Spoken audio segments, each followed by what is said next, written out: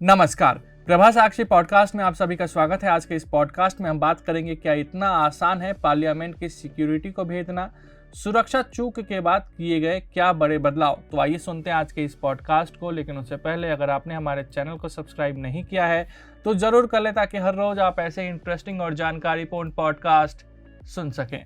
संसद के अलावा भारत में ऐसी कोई और जगह नहीं है जहां देश के सारे वीवीआईपी एक ही समय एक ही जगह इकट्ठा होते हैं। उदाहरण के लिए राष्ट्रपति का अभिभाषण, जिसमें दोनों सदनों के अध्यक्ष, प्रधानमंत्री और सारे सांसद शामिल होते हैं। लेकिन संसद की कार्यवाही चल ही रही थी, तभी दो लोग दर्शक दीर्घा में कूद पड़े। बताया जा रहा है कि इन लोगों ने अपने हाथ में कलर स्मोक लिया हुआ था, जिससे पीला धुआं भी निकला। ये दोनों लोग कुछ नारे भी लगा रहे थे। वहां मौजूद सांसदों ने इन्हें पकड़कर पीटा। इनके इरादे और अन्य जानकारियां पूछताछ के बाद धीरे धीरे सामने आ रही हैं। इसके अलावा ट्रांसपोर्ट भवन के बाहर से एक महिला और एक पुरुष को भी गिरफ्तार किया गया है। इनके नाम नीलम और अनमोल बताए जा रहे हैं। प्रधानमंत्री नरेंद्र मोदी ने संसद भवन में अपने वरिष्ठ मंत्रियों के साथ बैठक की। संसद में सुरक्षा में हुई चूक पर भी रिपोर्ट ली गई है। लोकसभा सचिवालय ने 13 दिसंबर 2023 को संसद की सुरक्षा उल्लंघन मामले में 8 कर्मियों को निलंबित किया है। लेकिन सबसे बड़ा सवाल यही है कि संसद की सुरक्षा में इतनी बड़ी चूक कैसे हुई। क्या एक आदमी के लिए सदन के सबसे सुरक्षित हिस्से तक पहुंचना आसान है? सुरक्षा चूक के बाद सिक्योरिटी में क्यों करने पड़े हैं बड़े बदलाव? तमाम सवालों के जवाब इस रिपोर्ट में आपको समझाएंगे। संसद तक आम आदमी की पहुंच। हमारे देश की संसद में कोई भी आम आदमी जा सकता है, लेकिन इसके लिए सख्त प्रक्रियाएं हैं।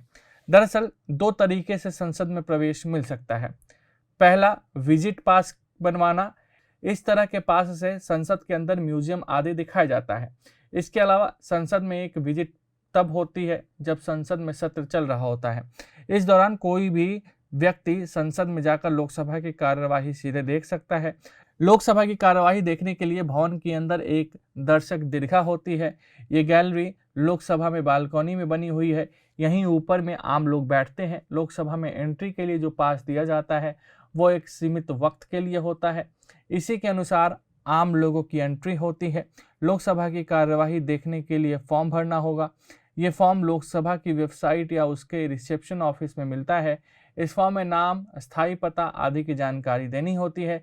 इसके अलावा आवेदन के इस फॉर्म को किसी भी सांसद से वेरीफाई करवाना होता है। ये सांसद आपके क्षेत्र से ही हो ऐसा जरूरी नहीं है। पास पर सांसद की मुहर और हस्ताक्षर होते हैं। किसी भी विजिटर्स को परमिशन नहीं।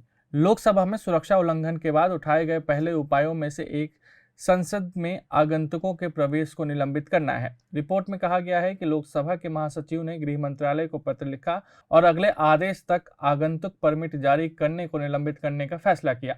यह बात सामने आने के बाद सामने आई कि घुसपैठियों में से एक को भाजपा सांसद प्रताप सिन्हा के कार्यालय से विजिटर्स पास मिला था। सूत्रों ने बताया कि आरोपियों में से एक सिन्हा के निर्वाचन क्षेत्र मैसूर का रहने वाला है और वह अक्सर उनके कार्यालय आता था। अधिकारियों ने कहा कि जब वे आगंतुकों का प्रवेश फिर से शुरू करेंगे तो उन्हें चौथे द्वार से प्रवेश करना होगा और एक 4 स्तरीय सुरक्षा प्रणाली यानी कि अतिरिक्त सुरक्षा जांच से गुजरना होगा।